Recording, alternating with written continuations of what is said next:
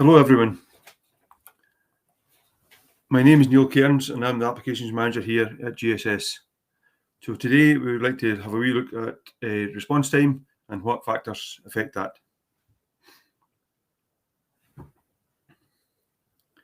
Before we get started properly, just a wee bit of information for you. So you should all receive an email with this webinar or a recording of this webinar on it, and it will be available from our website later this week. If there's any questions, you can send them directly at the moment in the chat, and they will be answered after the webinar, probably by email.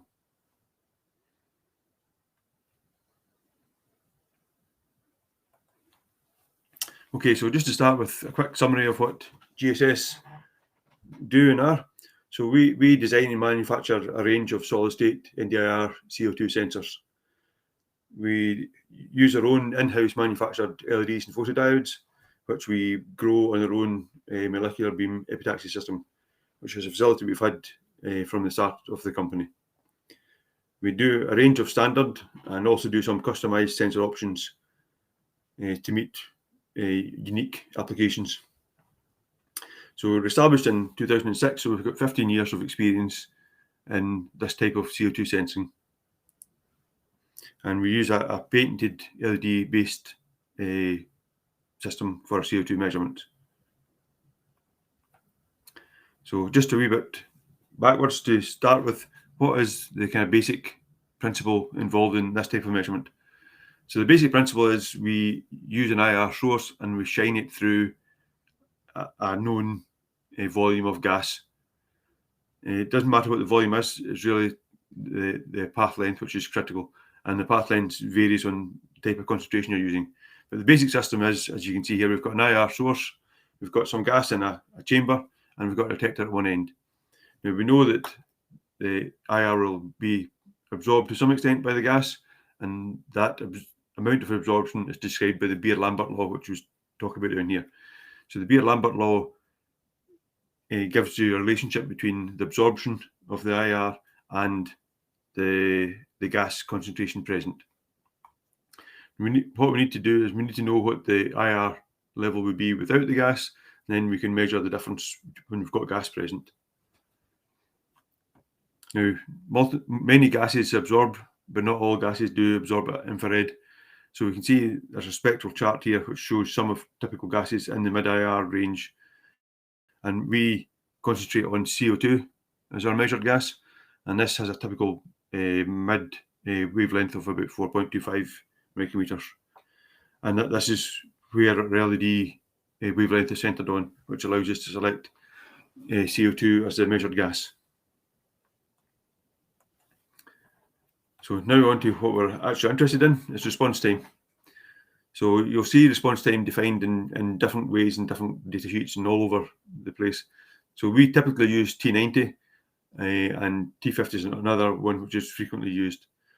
The response time is usually defined as the time taken to reach a stable value from any other value. So whether it's from no gas present to your measured gas, or whether it's from one gas level to another, it's still the difference between the two steps is the time we're interested in.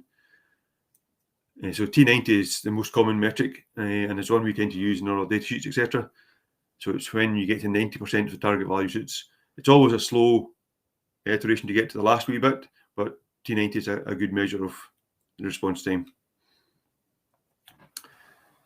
So what factors affect that response time? So obviously we have to exchange a volume of gas, and you can see from the diagram on the right, which represents a cutaway of one of our flow sensors, you can see that the light is spread quite evenly around the gas volume. So we have this optic at the bottom, which allows us to reflect the light back to the detector. So it does encompass the full volume of the gas.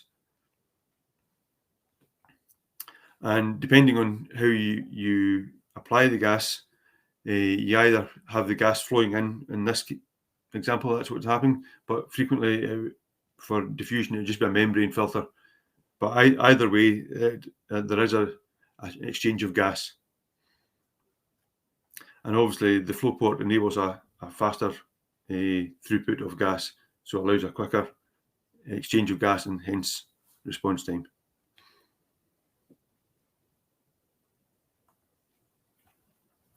So we mentioned volume there. So the volume of the sensor is probably the largest impact on response time.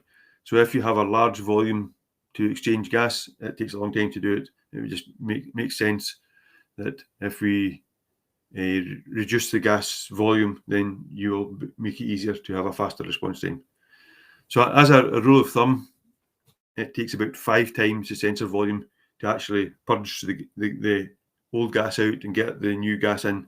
So if you just done a single volume, because of mixing of gases, it flows in and out, you don't get a full step change. So roughly 5 times the gas volume to get that step change. So we, and our flow sensors have volumes under 3 millilitres. So if you use the 5 times rule, 15 millilitres is roughly the gas required to get an exchange. So just as a quick example of that, if we have a flow of 1 litre a minute into a flow sensor, that is able to achieve better than 1 second for a gas exchange, which is a relatively fast response time.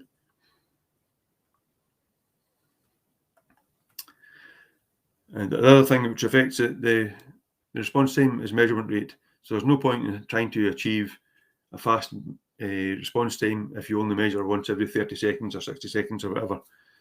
So the GSS sensors are available in 3 different speeds by default. So 2 Hertz, 20 Hertz and 50 Hertz. And it depends on your application, what you pick. There's good points and bad points with all different speeds. For applications that require a fast response time, you'd be best to choose a flow port type sensor, and probably either the 20 to 50 Hertz to increase your speed of response.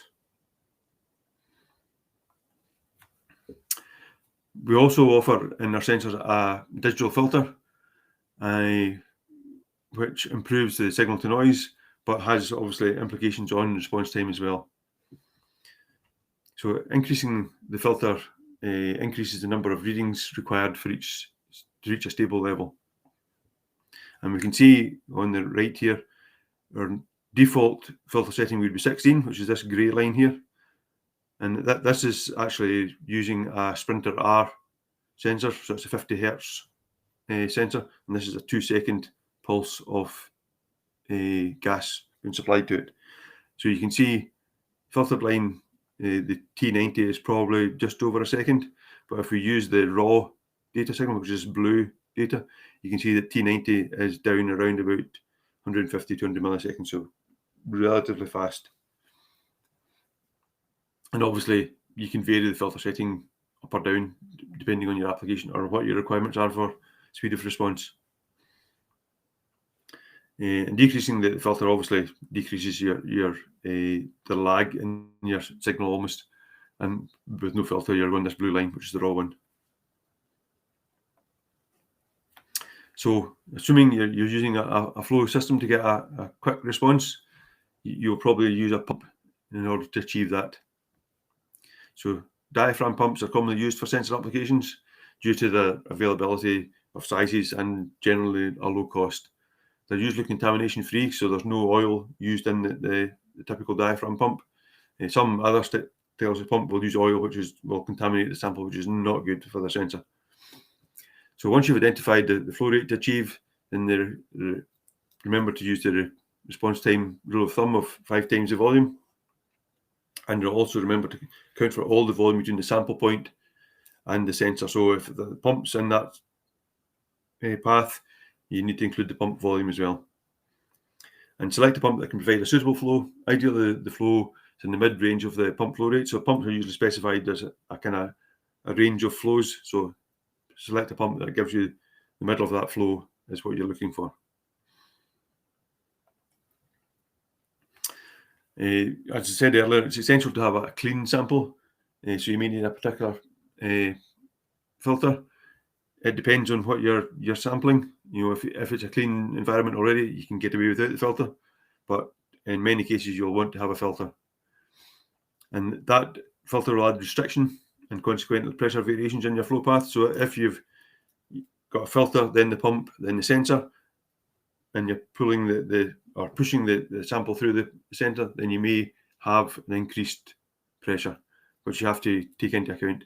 It's best if you can organise it so that the pump is before the sensor, so that the exhausted sensor is out to ambient, and it keeps the pressure at as close as possible to the ambient pressure.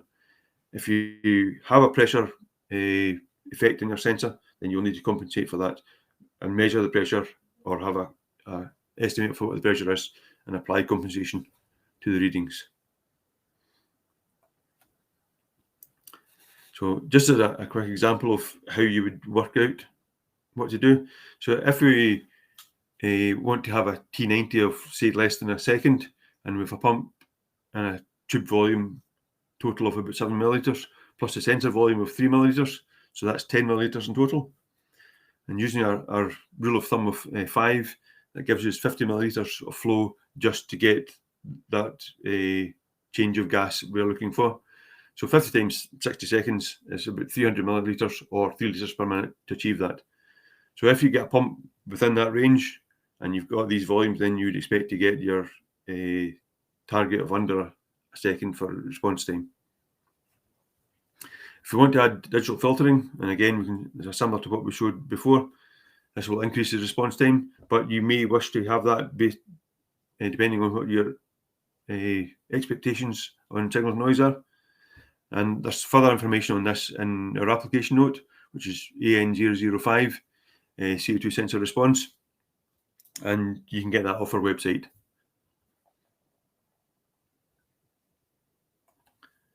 So just to conclude, so diffusion sensors, typically they're not going to be in a application where response time is an issue, and we can pretty much ignore this for this webinar. But flow type sensors are what you're going to need to use to get a fast response time. If you can get a high flow rate, you get a high response time, although sometimes if your flow rate is too high, you won't necessarily, for your application, you may actually be pulling too much of a sample through. And our sensors are very easy to configure and can meet your response requirements by filtering or whatever. Thank you for your time today. And if you've any further questions or wanting other details, please either contact us directly, or you can get information from our website. Thank you.